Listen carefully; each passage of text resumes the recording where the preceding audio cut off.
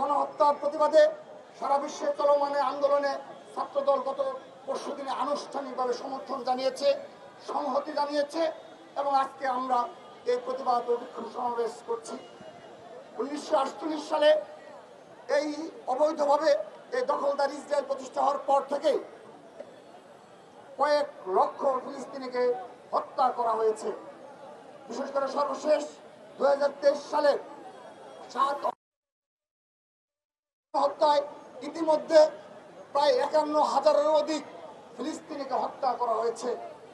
তার মধ্যে বেশিরভাগই হলো নারী ও শিশু। আমরা যারা শহীদ হয়েছে তাদের আত্মার মাগফিরাত কামনা করছি এবং এই ইসরায়েল দখলদার ইসরায়েলের এই গণহত্যাকে ছাত্রদল ঘৃণা ভরে প্রত্যাখ্যান করছে, ঘৃণা জানাচ্ছে। আমাদের নিন্দা জানানোর কোনো ভাষা নেই, এমন কোনো শব্দ এপ্রোপ্রিয়েট না যে শব্দ দ্বারা এই গণহত্যাকে বোঝানো সম্ভব হয়। সে ধরনের নৃশংস গণহত্যা চালানো হচ্ছে। বিশ্বের ইতিহাসে বিরল এ ধরনের গণহত্যার ইতিহাস। আজকে এই ফিলিস্তিনিদের উপরে ইসরায়েল যে গণহত্যা, বর্বর গণহত্যা চালাচ্ছে, বিশ্বের ইতিহাসে বিরল। এ ধরনের গণহত্যা অতীতে ইতিহাসে খুঁজে পাওয়া যায় না। সে ধরনের একটি বিশ্বে আমরা বসবাস করছি। আমরা বাংলাদেশ থেকে আমরা শুধুমাত্র সচেষ্ট রয়েছি। আমরা ধন্যবাদ জানাচ্ছি যুক্তরাষ্ট্র সহ ইউরোপের সকল কান্ট্রিতে এবং দক্ষিণ এশিয়া এবং বাংলাদেশের আপামর ছাত্র জনতাকে যারা ইতিমধ্যে সকল তাদের রক্তচক্ষুকে উপেক্ষা করে রাজপথে প্রতিবাদে সামিল হয়েছে। তাদেরকে ছাত্রদলের পক্ষ থেকে ধন্যবাদ জানাচ্ছি এবং সেই সাথে নিন্দা জানাচ্ছি গতকাল যুক্তরাষ্ট্রে 5 বাংলাদেশি সহ প্রায় 400-এর মতো শিক্ষার্থী থেকে ভিসা বাতিল করা হয়েছে।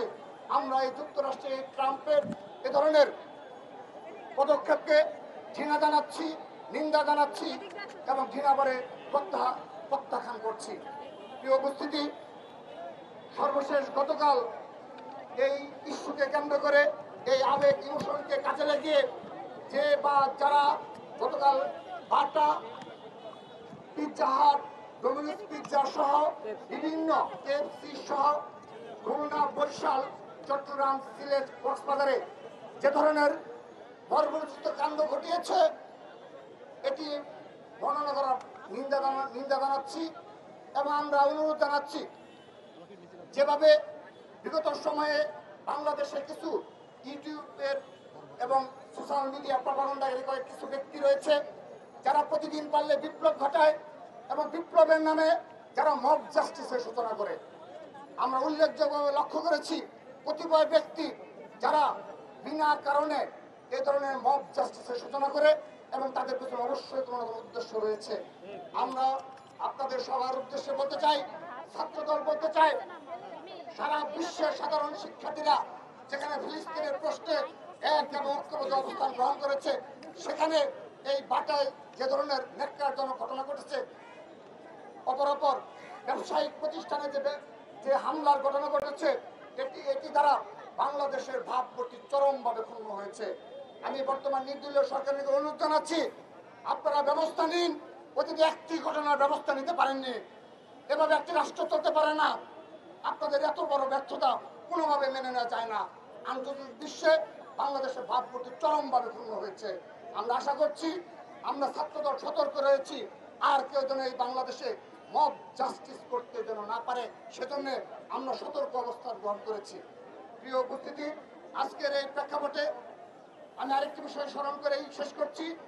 আজকের এই প্রেক্ষাপটে আমাদের সেই শহীদ রাষ্ট্রপতি জিয়া রহমানের শাসনামল ছিল, যেখানে ওআইসির কার্যকরতা নেই। আজকের এই বিশ্বের এই বাস্তবতায় মধ্যপ্রাচ্যের মুসলিম দেশগুলো, মুসলিম প্রধান দেশগুলো আজ ছিন্ন ভিন্ন, তাদের মধ্যে ঐক্য নেই। ওআইসি নামক একটা সংস্থা রয়েছে, কিন্তু তার কার্যকারিতা নেই। আপনাদের মনে থাকার কথা, শহীদ রাষ্ট্রপতি জিয়া রহমান আমলে এই ওআইসিতে সহকারী মহাসচিব পদে বাংলাদেশ থেকে নির্বাচিত হয়েছিল এবং ইরান ইরাক যুদ্ধ সহ অপরাপর যে যুদ্ধ হয়েছিল, সেখানে এই ওআইসি এবং শহীদ রাষ্ট্রপতি জিয়া রহমান বলিষ্ঠ ভূমিকা পালন করেছিল, যা ইতিহাসে রচিত রয়েছে। সে কারণে আগামীর বাংলাদেশে আপনি যদি নিজেদের মধ্যে হানাহানি এবং বিনা কারণে মব জাস্টিসের সূচনা করেন এবং সোশ্যাল মিডিয়ার প্রপাগান্ডার মাধ্যমে আমাদের ঐক্যকে বিনষ্ট করেন, আমাদের জাতির কপালেও দুর্দশা রয়েছে। সেহেতু আমি আশা করব আপনারা এক এবং ঐক্যবদ্ধ রাখার জন্য যে জন্য প্রয়াস প্রয়োজন আপনারা সে বিষয়ে সতর্কভাবে বক্তব্য রাখবেন। এবং সর্বশেষ ভারতের যে নতুন বিতর্কিত ওয়াকফ বিল পাস হয়েছে আমরা তার নিন্দা জানাচ্ছি, ছাত্রদল নিন্দা জানাচ্ছে, ছাত্রদল তা বাতিলের দাবি জানিয়ে আমি আমার বক্তব্য শেষ করছি।